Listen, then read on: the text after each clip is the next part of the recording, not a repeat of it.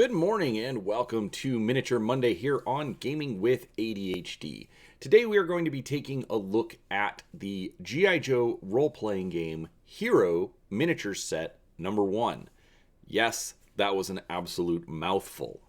But this is a new product just released from Renegade Game Studios, and it comes with 12 figures, and we're going to take a look at it, see what we think of the miniatures. We'll get some 360 views of them and, go from there. So, a couple of things that I do like just based off of what I've said so far. It does imply that more are coming, that because they're focusing on heroes, they'll probably do a villain set with like Cobra Commander, Destro, things like that. Hopefully they'll do like some troop builder sets. Would be nice to see a troop builder set for the Joes as well. Obviously, that is all pure speculation.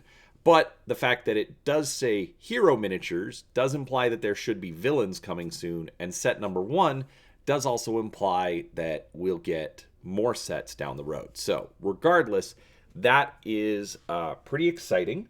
So let's turn this over. Take a quick look at the back of the box, because over here we can see what it contains, and we get some 3D renders of the different miniatures. But we get Airtight, Bazooka, Covergirl, Duke, Gung-Ho, Jinx, Lady J, Mutt, and Junkyard, Rock and Roll, Scarlett, Snake Eyes, and Stalker. So a great mix of characters from across the range of the Real American Hero series of characters, and I'm really happy with the mix. Some are a little questionable, like Airtight, but even then, lots of different options here. So let's go ahead and open this up and actually take a look at the miniatures themselves.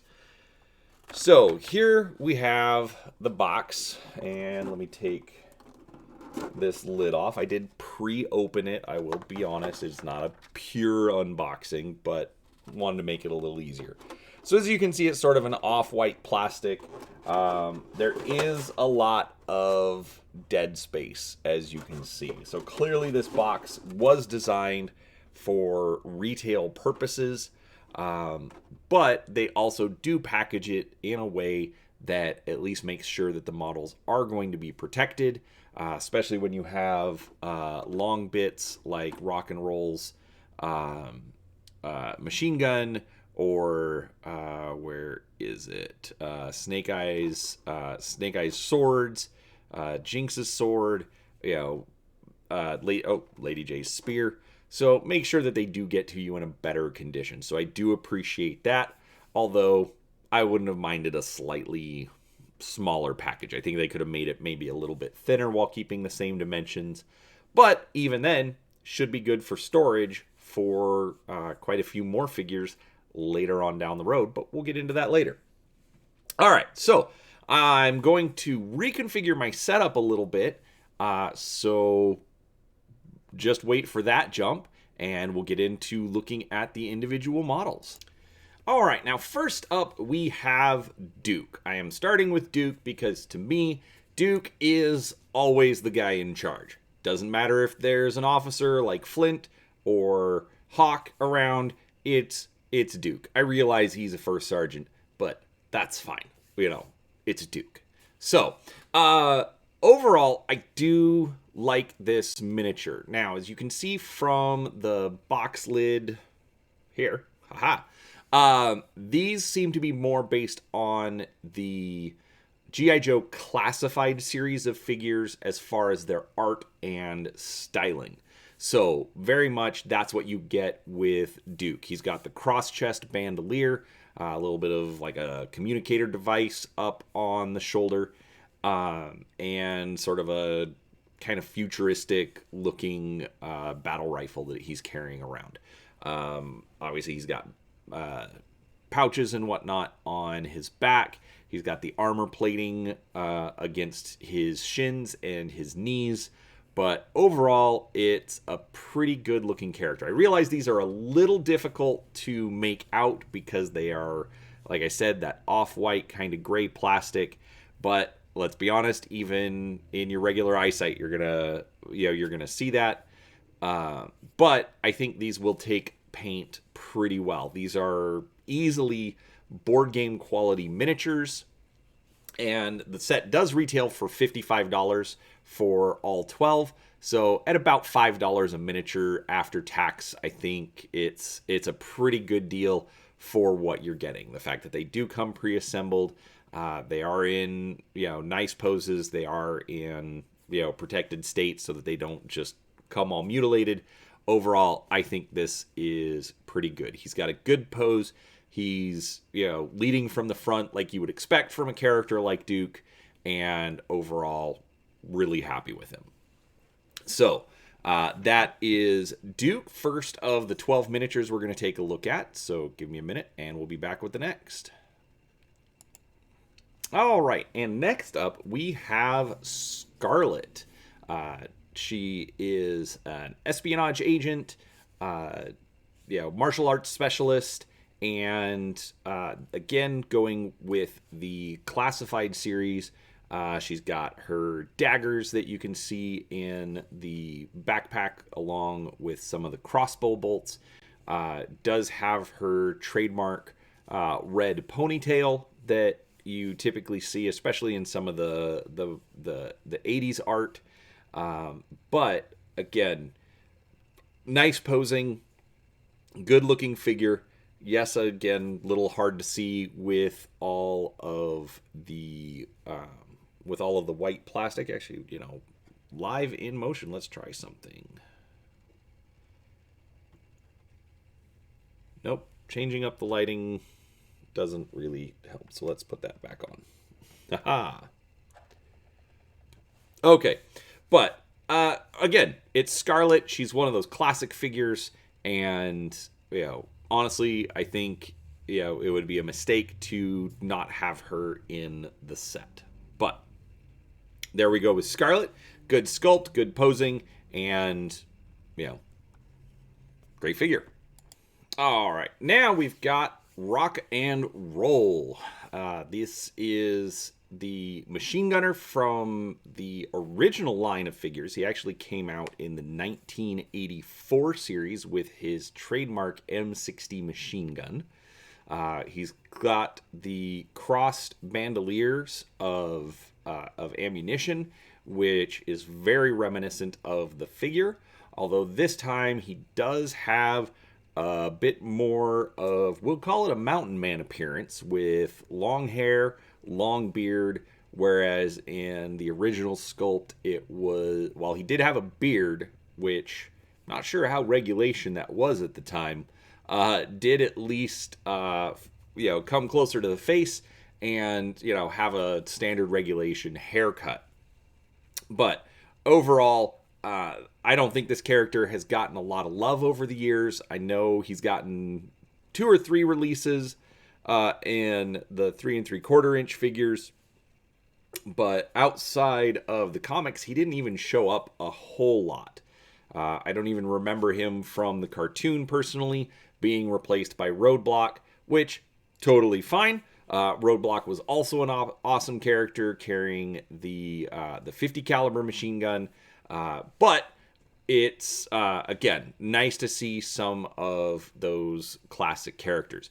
One thing I will point out, because I did bring up Roadblock and the fact that we're looking at a machine gunner, while the box does have Roadblock on it, unfortunately he is not a figure in the set, so I am a little curious as to why they added him, but oh well. Regardless, great figure. Not 100% on the posing, especially because he's got the M60 at a high carry as opposed to being able to actually shoot it. But it's not bad. It'll be fun to paint up regardless. So that is Rock and Roll. Okay, and for our 4th figure, we are looking at Gung-Ho, the first Marine to show up in the figures, in the series, at least that I'm aware of. But he's got his grenade launcher in his hand. His trademark, just big old backpack with a couple of different weapons sitting on the sides. He's got, pouches and ammunition everywhere, but he's also got his trademark vest because heaven forbid gung-ho actually wear a shirt. I will admit, with it being pre-assembled like this, it is going to be a little difficult to get in and paint the globe and anchor on his chest to represent the chest tattoo that he is known for. But regardless, this is a good figure. I mean, obviously, if he's got a grenade launcher, he's going to be more of an assault type character. So he's got that forward advancing pose, looks really dynamic, and honestly, it looks like a lot of fun. I'm really excited to get this one painted up. So that is Gung Ho. Now we've come to Lady J, the second of the ladies in this set. Here represented with one of her javelins. Again, she's got that leaning forward pose. Obviously, if she's going to be throwing a javelin, she's got to be moving forward and putting some speed behind it. So it's a great pose. I love the backpack and how it shows different types of javelins that she can be throwing. She was known, basically kind of an alternative to Scarlett, but instead of using a crossbow, using the javelins, but having all the different types of javelins that she can throw, a net, homing device, whatever it is. But, again, a good, solid looking figure. She's been a mainstay in the series for quite a while. Easily on par with Scarlett, although I'll be honest, a little partial to Scarlett myself. But overall, great figure. She's still got her ball cap that she's known for, and they really, really do capture the figure well. So that is Lady J, the fifth figure that we're looking at. All right, now we come to Stalker. Stalker being one of the original 3 3/4 inch Real American Hero G.I. Joes. He is a Green Beret recon specialist and all-around awesome dude.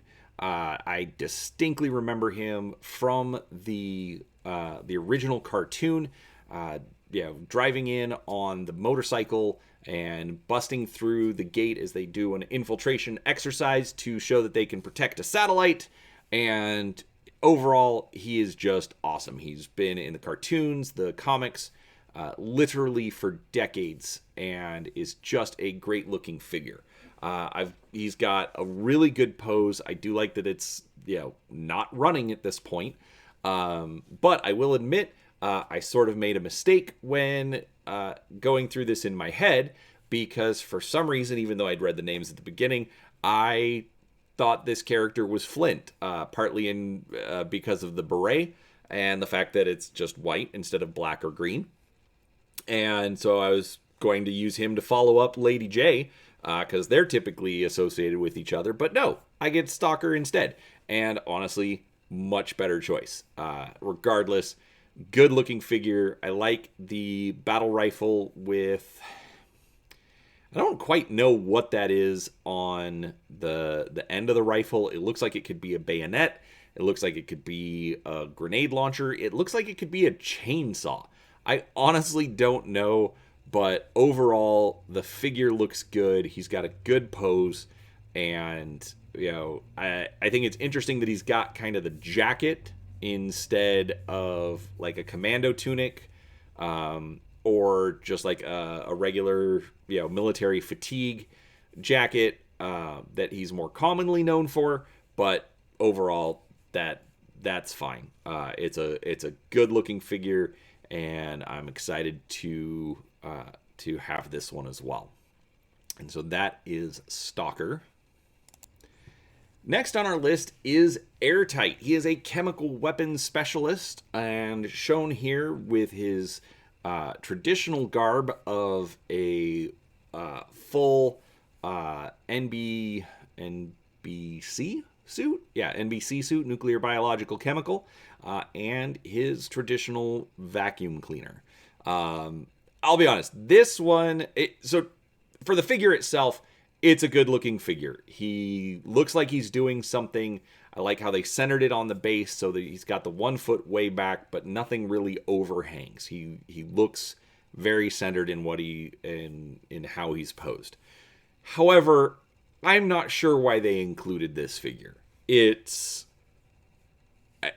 don't know. He's not necessarily one of the popular characters, which is nice. I mean, at least they're branching out into some of the less known characters, but it is also set number 1.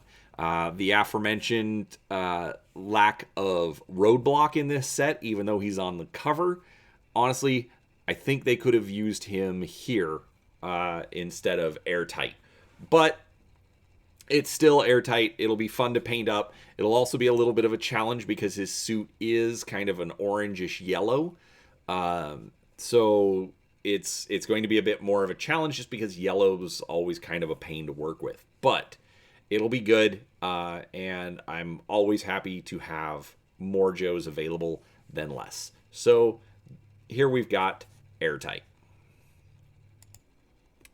And next up we have Covergirl. Here she is shown without her trademark Wolverine missile tank, but again, an older kind of classic figure, or character I should say, and actually, kind of keeping to the original design. Yes, I did complain about Stalker's open jacket earlier, but the jacket that she's wearing definitely harkens back to that original 1980s figure, and looks great. I like the fact that she has the long hair, kind of in an action pose, because she is known for her long blonde hair and being a supermodel. So, who would have known that a supermodel would also be a tank driver? Clearly somebody at Hasbro in the 1980s. But regardless, it's a good-looking figure, nice little action pose, and overall, no complaints here. A little simple, but it'll still be a good figure. And next up we have Bazooka. Now I realize I am starting from the back of the figure this time, but I did want to show off that they actually took the time to sculpt the number 14 into his back to show it off for his jersey. That is one thing that he is known for. He's got his fatigue pants and a bright red shirt from his favorite football team, which, despite any research I did, I was unable to locate which team that would be. He is from Minnesota, but clearly red and blue are not the colors of the Minnesota Vikings, so honestly I got nothing. But regardless, he is another fun character. He's got his rocket launcher with in this case, I'm actually going to say the very, distinct, shoulder strap. I had the figure as a kid, and I do remember that, that hard plastic, curved strap so that you could put it, across his back or over his shoulder, however you wanted to hold it. And what you may not have also noticed is that I actually had the camera, for some reason, reversed. So they were all rotating on the screen the opposite direction. So your figures may look a little different when you get them, but I'm not going to go back and record all of them. But regardless, Bazooka looks great. He's got his trademark handlebar mustache and his helmet.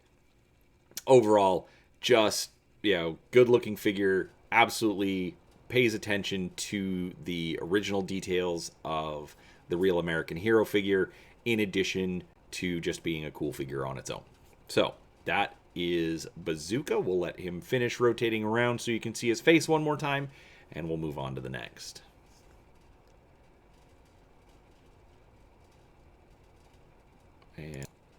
All right, and here we've got Mutt and Junkyard. Now, Mutt does refer to the G.I. Joe, and Junkyard does refer to the dog. Keep that in mind. This is another one that I absolutely love because I did have the figure as a kid. This was my first, we'll call it double character pack, because a lot of the characters, not a lot, but I mean a decent number of characters would come with animal companions like Shipwreck and Polly, Mutt and Junkyard, Snake Eyes and Timber, and Crocmaster and his crocodile. Yeah, obviously there were a lot of those animal companion figures, and this one really does look like that original figure. He's got the short sleeve shirt, so the exposed arms, with the I'm going to call them the dog bite gloves, because he did have gloves that came up, past his forearm, and they looked extra built up, so in case a dog bit him, which I'm not sure why Junkyard would be biting Mutt, but whatever. I like the little detail of the leash being held in Mutt's hand. And I also like how they put the figure on the base. Obviously, when you're dealing with two figures together, you're going to run out of space very quickly, especially when you put in a dog like Junkyard. And so, I think they did really well here, but they still capture that, original classic uniform for him, and even the dog. The dog looks a little different. I think the muzzle, the muzzle should be a little bit shorter and closer in on his face. I do remember it, the dog, at least that's how the dog seems more in my head. His ears seem a little large, but overall, those are, nitpicks. And regardless, it's a good figure, and this one I'm pretty excited about. So that is Mutt and Junkyard. And now to the last of the ladies in the box. Here we have Jinx, one of the two ninjas in the set, and I think they got a great pose for her. The sword over the head, the knife in her hand, standing on one foot. It does convey just a very martial arts pose. Jinx is not a character that I'm very familiar with because she did come out towards the end of my time collecting G.I. Joe figures, but overall, this is a good one. She's got...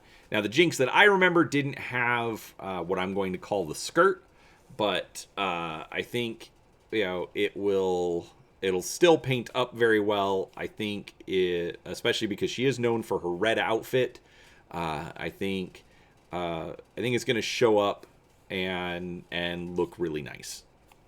But I like the posing. I like the details. The hair, the ribbons coming off of her hair that you can see around the blade of the sword. Overall, really good looking figure for Jinx. And here is the last figure of the set. I did save Snake Eyes for last because, let's be honest, it's Snake Eyes. He is almost the icon of the brand. He was always the favorite of pretty much everyone that I knew, be it Snake Eyes or Storm Shadow. The ninjas were always super popular. And here they really, really capture the figure. They've got his visor, they've got his swords, the knives, all of his different ninja accoutrement all over him, and he's still built up. Looks like he's got some body armor for what you would see on a modern ninja, but overall, just a great looking figure. It would have been nice to see him with Timber, but unfortunately, Timber has gotten completely ignored almost in the G.I. Joe continuity. I remember him being a big deal in the cartoon, and they had the figure release with Timber, which I never got, and I was super jealous of everyone that had him. So would have been nice to see Timber make an appearance, but let's be honest, he kind of never does anyways. So there's that. But overall, really, really good figure, and pretty excited about that one. So that is all of the 360 looks at the different figures. So give me just a minute, and we will I'll give you my final thoughts. All right, so what do I think of Heroes Miniature Set number 1? Honestly, I think it is probably as close to perfect as you're gonna get. It has 12 figures that are, at least for somebody old like myself who grew up with a real American hero in the 1980s, they capture a lot of figures that we watched in the cartoon, that we saw in the comic books, that we, had as figures ourselves. Yes, they are the more modern classified stylings, but overall, I think the classified series does look really well. But I'm not going to get into that issue because I'm still a little grumpy about how its release schedule went totally off the rails, but it is gaming with ADHD, so what do you expect? But regardless, I think the figure set is fantastic. I think they made a good selection to appeal to pretty much anybody who's a G.I. Joe fan. Obviously, there are lots of big names that still aren't there. Shipwreck, Hawk.